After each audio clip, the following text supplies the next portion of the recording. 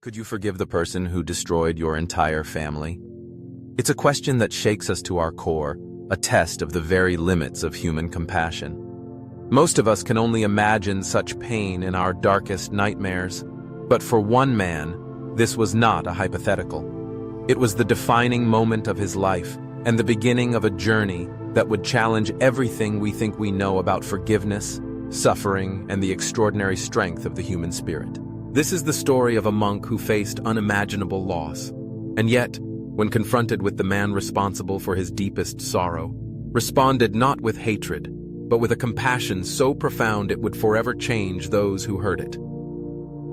In this tale, we discover the true meaning of Buddhist forgiveness and the power it holds to break the chains of suffering. Before he was a monk, he was simply a man, a gentle soul living a quiet life in a small rural village.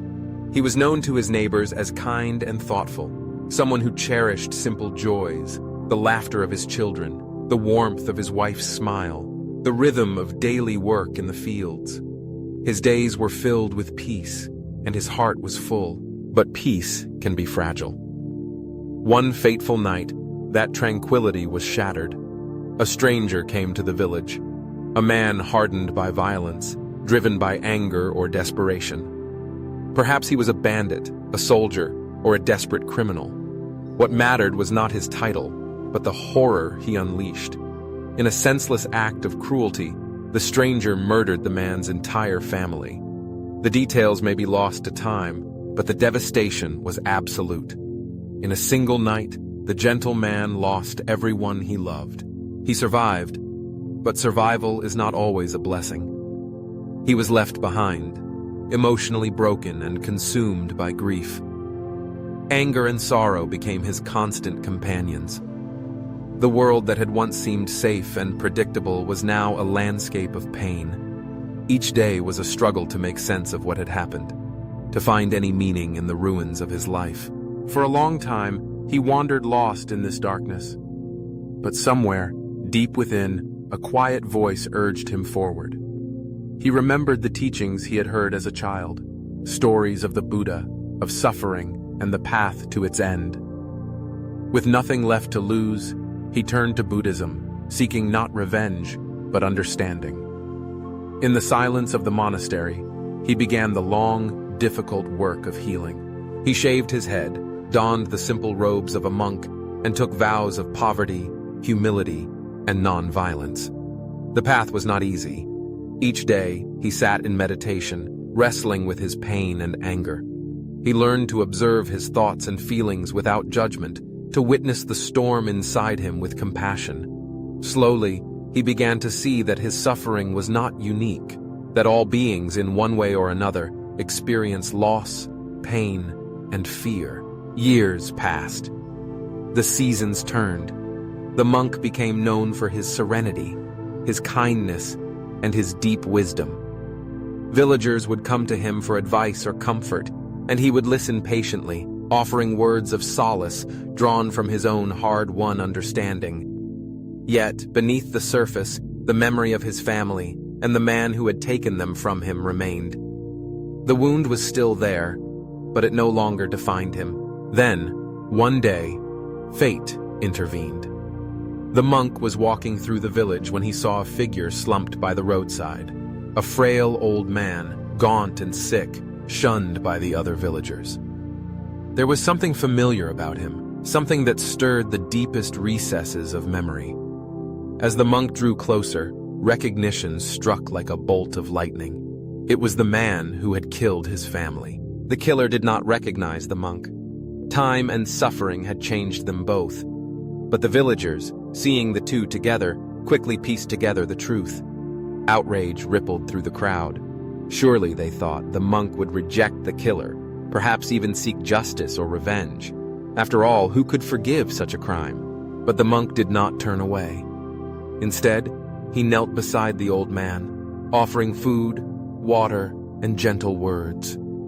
He tended to his wounds, sheltered him from the sun, and spoke to him with kindness. The villagers watched in disbelief, unable to comprehend what they were seeing. When asked why he would show compassion to the man who had destroyed his life, the monk replied simply, Carrying hatred is another form of suffering. By forgiving, I free both of us. The old man, weak and racked with guilt, finally recognized the monk. Overwhelmed by the kindness he did not deserve, he broke down in tears. He begged for forgiveness, confessing his crimes and the burden of remorse he had carried for years. The monk listened, his heart open. He accepted the man's apology, not to erase the past, for nothing could undo what had been done, but to transform the present. In that moment, both men were changed. What does it mean to forgive someone who has caused you unimaginable pain? In the Buddhist tradition, forgiveness is not about forgetting the harm or pretending it never happened.